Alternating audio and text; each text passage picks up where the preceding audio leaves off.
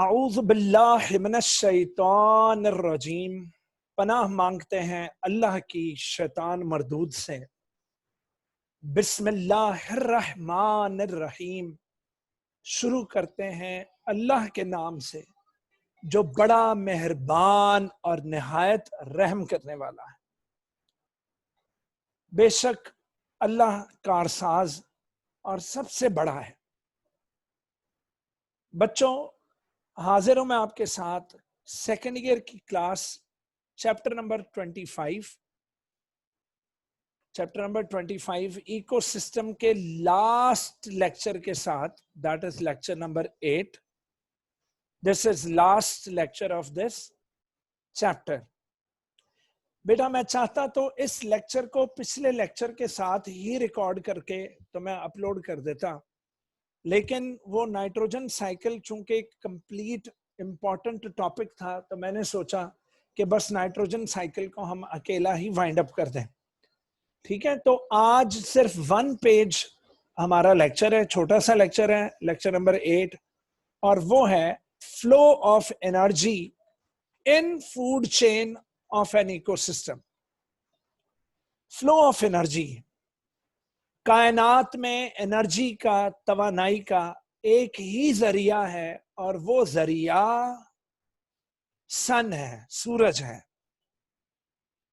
अब अगर आप मुझे खड़ा कर दें धूप में और कहें कि सर जी इधर सड़ो, तो मैं वाकई सड़ूंगा, मुझे उसका फायदा कुछ नहीं होगा सिवाय इसके कि मेरे अंदर विटामिन डी बनेगी, लेकिन इसके अलावा मेरे अंदर कोई ग्लूकोज नहीं बनने वाली, मेरे अंदर कोई ऐसा मैकेनिज्म नहीं कि मैं सूरज के आने वाली हीट एनर्जी को अपनी केमिकल एनर्जी ऑफ फूड में चेंज कर सकूं। हीट एंड लाइट एनर्जी को, सॉरी मेरे मुंह से हीट निकला, मैं लाइट एनर्जी को, लाइट एनर्जी, सूरज की लाइट एनर्जी को मैं केमिकल एनर्जी ऑफ फूड में तब्दील कर दूं। मेरे पास ऐसी कोई टेक्निक नहीं है। ऐसी टेक्निक सिर्फ और सिर्फ अल्लाह ने प्लांट्स को अता की है, प्लांट्स को। इसीलिए उनको प्रोड्यूसर्स कहते हैं कि they can absorb light energy and can convert it into the chemical energy of the CH bonds of the organic food, और फिर हम उस CH bonds को तोड़कर अपने लिए एनर्जी बनाते हैं। अपने लिए क्या बनाते हैं? Energy. Energy in the form of radiant heat and light. Heat और लाइट एनर्जी जो सन से आ रही होती है वो पहले प्रोड्यूसर में जाती है, फिर प्रोड्यूसर से प्राइमरी कंज्यूमर, फिर प्राइमरी से सेकेंडरी, सेकेंडरी से tertiary, and that heat, radiant heat and light energy from sun flows through an ecosystem, और पूरे माहौलियाती निजाम में से गुजरती हुई, passing through the different trophic levels. Troph का मतलब बेटा feeding, trophic levels, feeding levels, मतलब पहला फीडिंग लेवल प्रोड्यूसर है, दूसरा फीडिंग लेवल प्राइमरी कंज्यूमर, तीसरा सेकेंडरी कंज्यूमर, एंड चौथा टर्शरी कंज्यूमर तक। ये तमाम ट्रॉफिक लेवल्स में फिर एनर्जी जाती है और आखिरकार radiates again back to into outer space, और फिर वापस स्पेस में चली जाती है। वैसे वापस स्पेस में तो नहीं जाती, एनर्जी वन वे है। अब मेरी समझ से बाहर है ये क्यों लिखा है बैक इनटू आउटर स्पेस। ये आउटर स्पेस में नहीं जाती मेरा बेटा। एनर्जी का जो फ्लो है वो साइक्लिक है। एनर्जी का जो फ्लो है वो साइक्लिक है, और न्यूट्रिएंट्स का जो फ्लो है वो, न्यूट्रिएंट्स का जो फ्लो है वो साइक्लिक है। आई एम सॉरी बच्चों, मेरा बेटा आ गया था तो पता नहीं कुछ मुझसे शायद वर्ड्स की गड़बड़ हुई, तो सुन लो। न्यूट्रिएंट साइकिल है बेटा। न्यूट्रिएंट्स को हम सॉइल से लेकर सॉइल को वापस करेंगे, लेकिन ये जो एनर्जी वाला मामला है ये सन से लेंगे अब सन को वापस उस शक्ल में तो वापस नहीं जाएगी, क्योंकि energy will be transformed from one form to another form. तो एनर्जी आहिस्ता आहिस्ता हवा में जाती जाएगी, लेकिन बैक टू स्पेस तो मुश्किल है।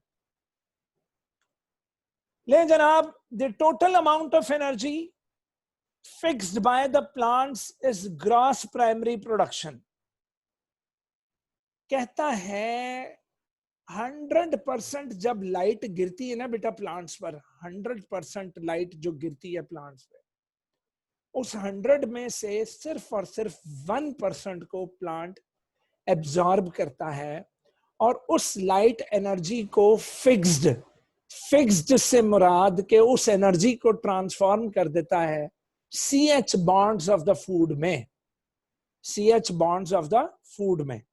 तो total amount of energy fixed by the plants is gross primary production, और वही प्राइमरी प्रोडक्शन जो फूड उसने बनाया है और उस फूड के CH बॉन्ड्स में जो उसने एनर्जी जमा कर ली है, वही ग्रॉस मतलब कुल, ग्रॉस का मतलब कुल प्राइमरी प्रोडक्शन है।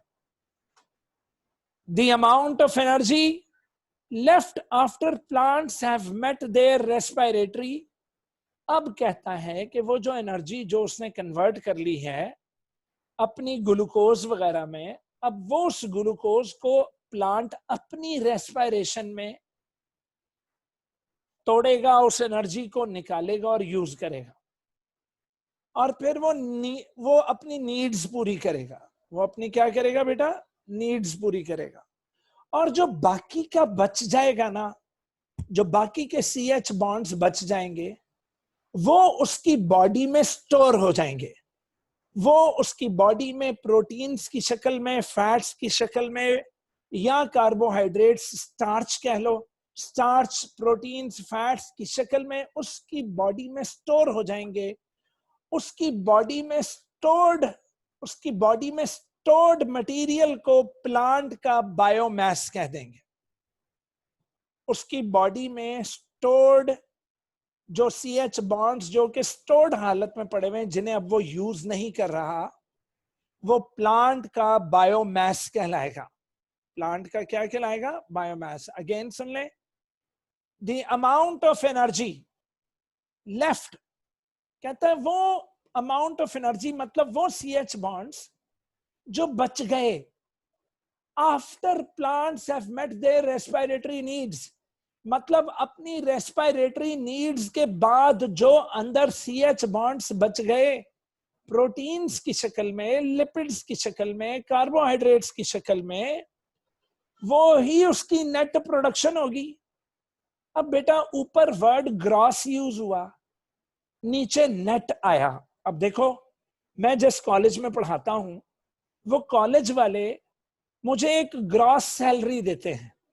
अब फर्ज कर लो कि वो ग्रॉस सैलरी 1.5 लाख है, तो 1.5 लाख रुपया अगर मेरी ग्रॉस सैलरी है, तो उस 1.5 लाख में से वो कोई 25-30 हजार रुपए काट लेते हैं, ये कहकर के जी आपका वो प्रोविडेंट फंड है या आपके टैक्सेस हैं, आपके फंड्स हैं जी, वो काट कर जो मुझे 1,25,000 जो मेरे हाथ में पकड़ाते हैं, वो मेरी प्राइमरी, वो मेरी नेट सैलरी होगी। वो मेरी क्या होगी बेटा?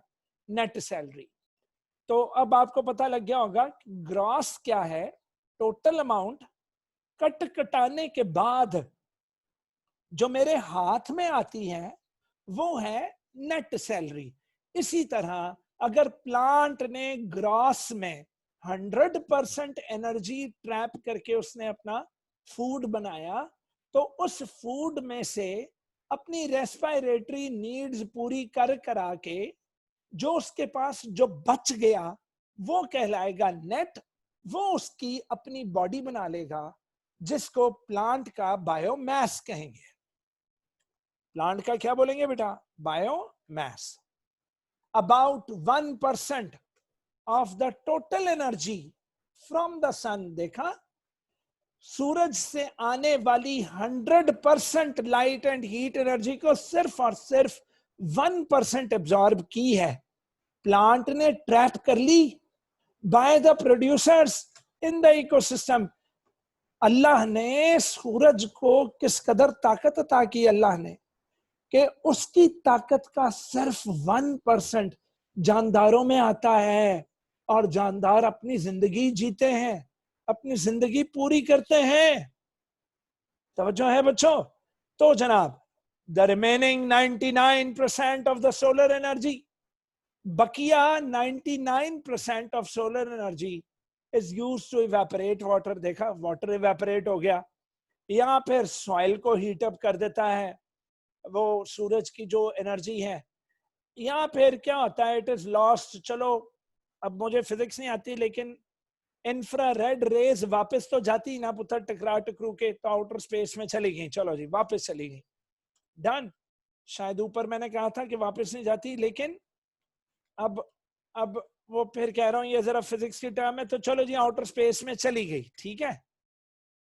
आगे जनाब, एज एनर्जी इज ट्रांसफॉर्म्ड, अब क्या होगा, प्रोड्यूसर ने अपने अंदर बना ली एनर्जी, उस प्रोड्यूसर ने आगे किसको दी, प्राइमरी कंज्यूमर को। अब एक ट्रॉफिक लेवल से दूसरे ट्रॉफिक लेवल चली गई, प्राइमरी पीछे मुड़कर देखा तो सेकेंडरी कंज्यूमर खड़ा था, सेकेंडरी कंज्यूमर पीछे मुड़कर देखा तो टर्शरी खड़ा था, और जब ये सारे मर गए तो सबसे पीछे डीकंपोजर्स खड़े थे। As energy is transformed from one trophic level to the next, from producer to primary consumer. अब बच्चा क्या हुआ कि अगर प्रोड्यूसर में 100% एनर्जी थी, तो प्रोड्यूसर ने कोई 20% अपने कामों में लगा ली, बॉडी में कितनी स्टोर कर ली, 80%। प्राइमरी ने जब प्रोड्यूसर को खाया तो प्राइमरी कंज्यूमर को मिली 80%। अब प्राइमरी ने 20% अपने अंदर खर्च की, बाकी की उसने बॉडी बना ली, तो बॉडी में 60% गई। अब जब प्राइमरी को कौन खाएगा, सेकेंडरी, तो सेकेंडरी को खुराक में मिलेगी 60%, वो 20 का इस्तेमाल करेगा और अपनी बॉडी में कितनी रखेगा, 40। और अब सेकेंडरी को कौन खा जाएगा, टर्शरी, तो टर्शरी जब उसको खाएगा तो उसको सबसे कम एनर्जी मिली, और सबसे कम एनर्जी फिर डीकंपोजर्स को मिलती है। So between 80 to 90% of lost as the original energy. तो फिर बेटा वो एनर्जी कहां गई, वो एनर्जी कहां यूज की, हर लेवल इस एनर्जी को इस्तेमाल करेगा, अपने अंदर हीट बनाएगा, लिवर इसको तोड़ेगा और अपने अंदर हीट बनाएगा, तो लिवर हीट प्रोडक्शन का भी काम करता है, और हर सेल के अंदर रेस्पायरेशन भी होगी बेटा, हर सेल में रेस्पायरेशन की जाएगी, कार्बन और हाइड्रोजन बॉन्ड तोड़े जाएंगे, अंदर से क्या निकाली जाएगी, एनर्जी निकाली जाएगी। However, a continuous flux of energy from the sun prevents ecosystem from running down. कहता है however, मुसलसल एनर्जी का बहाव सूरज से इकोसिस्टम को एनर्जी से कमी से दोचार होने से बचाता है। तो एनर्जी की कमी इकोसिस्टम में नहीं आने देता। कौन?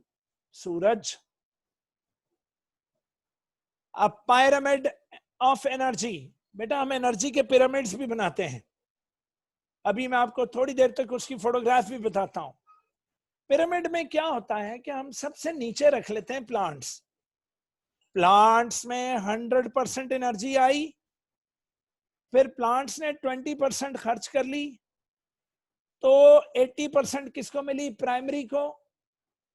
अब प्राइमरी ने 20% खर्च कर ली, तो सेकेंडरी को कितनी मिली? 60%। तो पता ये लगा बेटा, जैसे जैसे हम ट्रॉफिक लेवल के जरिए ऊपर जाते जाएंगे, तो ऊपर जाते जाते साइज कम होता जाएगा एनर्जी का, और जब एनर्जी का साइज कम होगा, तो आपने अक्षय कुमार की वो फिल्म देखी होगी, तेरी ओर एक गाना था, उसके अंदर इजिप्शियन पिरामिड्स थे, बेटा एक पिरामिड्स की शक्ल बननी शुरू हो जाएगी। वो पिरामिड की शक्ल क्या होगा कि बेस के ऊपर, बेस में प्रोड्यूसर्स होंगे और उसके ऊपर प्राइमरी, उसके ऊपर सेकेंडरी, सबसे ऊपर टर्शरी बैठा होगा।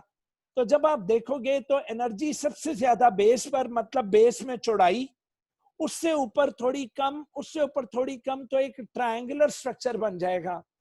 A pyramid of energy can be constructed showing energy transfer in the community of organisms. ठीक, ले बेटा अब मैं आपको दिखाता हूं वो पिरामिड। ये रहा जी वो पिरामिड।